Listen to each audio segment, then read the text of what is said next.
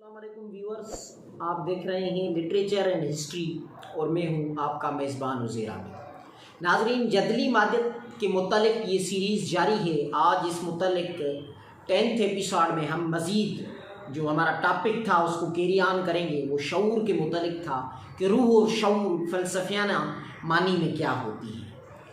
तो शऊर बिलाखिर है क्या? जो रूह है, कौन साइंस है, वो है क्या? कॉन्सेंस या शऊर और रूह, स्पिरिट क्या है? एक मिसाल लेते हैं कि ये एक बड़ा घर है, ये पेन जो है वो रेड है। हम जब ये बात करते हैं कि वो पेन और उस पेन की रेडनेस, या वो घर, वो इमारत और उस इमारत और घर की जो क्वालिटी है बिगनेस की, उसका बड़ापन, या वो अगर छोटी है तो उसका छोटापन, ये जो सारी क्वालिटीज़ हैं ये अपना एक मारूज़ी वजूद रखते हैं, अपना एक वजूद रखते हैं जो आज़ादाना वजूद है, जो इंडिपेंडेंट है, हमारे शऊर से बाहर है। लेकिन ये बड़ापन और पेन जो है, ये पेन है, ये रेड है। रेडनेस और पेन जो है वो हमारे जहन में उस पेन का और उस रेडनेस का अक्स है, उसका नकल है, उसकी रिफ्लेक्शन है। ये एक बड़ा घर है, ये बड़ापन, उसकी बिगनेस और वो घर, इसका जो नकुल है या रिफ्लेक्शन है वो हमारे जहन। वो घर जो है वो हमारे वजूद से बाहर अपना एक आज़ादाना और खुद मुख्तार वजूद रखता है। वो अगर बड़ा है तो ये बात में जो है ये बाहर हमारे वजूद से, लेकिन जब हम ये बात करते हैं और हमारा शऊर ये बात करता है, हमारा अकल ये बात करता है, तो ये उसका नकल ही होता है।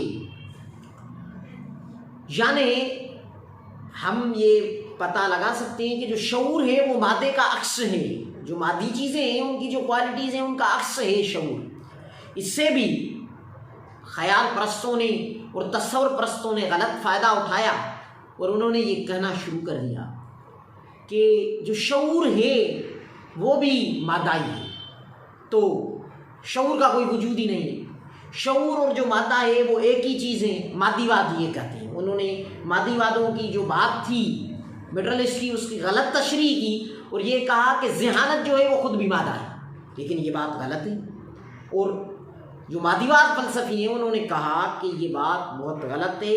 ज़हानत और शऊर का अपना एक वजूद है जो मादे से अलग थलग है, लेकिन उनका आपस में एक ताल्लुक़ है, जिस वजह से हम ये कहते हैं कि शऊर जो है वो एक इंतहाई बहुत बड़ी तक जो मुलजिम चीज़ें हैं, जो ऑर्गेनाइज्ड हैं, मोस्ट ऑर्गेनाइज्ड जो मैटर है, उसकी क्वालिटी। शऊर हर मादे में नहीं होता, शऊर ऑर्गेनाइज्ड मादे की क्वालिटी है, लेकिन शऊर एक और चीज़ है, वो मादा एक और चीज़ है। ये इनका आपस में एक ताल्लुक़ तो है, लेकिन मादा और शऊर सेम चीज़ नहीं है।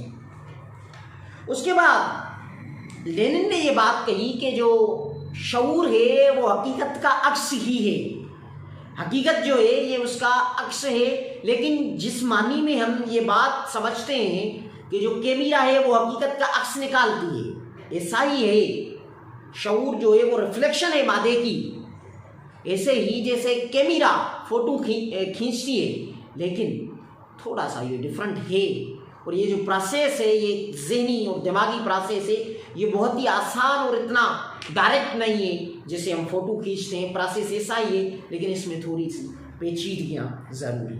उसके बाद हम जिक्र करेंगे कि ख़याल और ज़बान का आपस में क्या ताल्लुक़ है। एक मिसाल ले लेते हैं कि एक बंदर है, एक बनाना पड़ा हुआ है और बीच में आग है। वो जो बंदर है उसको कह दिया गया है कि यहाँ से जो एक कुआं है, यहाँ से पानी उठाना है। बंदर के दिमाग में ये बात फिट कर दी गई है कि इस कुएं से पानी उठाना है और इस बाग को उजाना है, फिर ही आपको वो जो है बनाना वो मिल सकेगा। तो बंदर जो है वो उस कुएं से ही पानी उठाएगा, वो कहीं किसी और जगह से पानी नहीं उठाएगा। लेकिन जो इंसान है वो समंदर से पानी ले सकता है, एक गिलास से पानी ले सकता है, नदी से पानी ले सकता है, एक केनाल से पानी ले सकता है। लेकिन जो बंदर है वो पानी नहीं उठाएगा,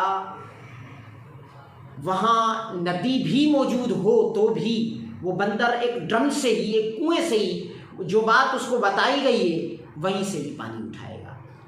तो इससे ये पता चलता है कि इंसान में जनरलाइजेशन की खुसूसियत है, इंसानी दिमाग की ये खुसूसियत है कि वो खुसूसियत से उमूमियत की तरफ आता है और ये जानता है कि पानी पानी है और वो उसकी जो क्वालिटीज़ हैं वो सेम ही, वो सेम ही काम करेगा। वो नदी का पानी हो, वो समंदर का पानी हो, या वो किसी चश्मे का पानी हो, या कुएं का पानी हो, एक गिलास का पानी हो, कहीं का भी पानी हो, वो सेम ही काम करेगा।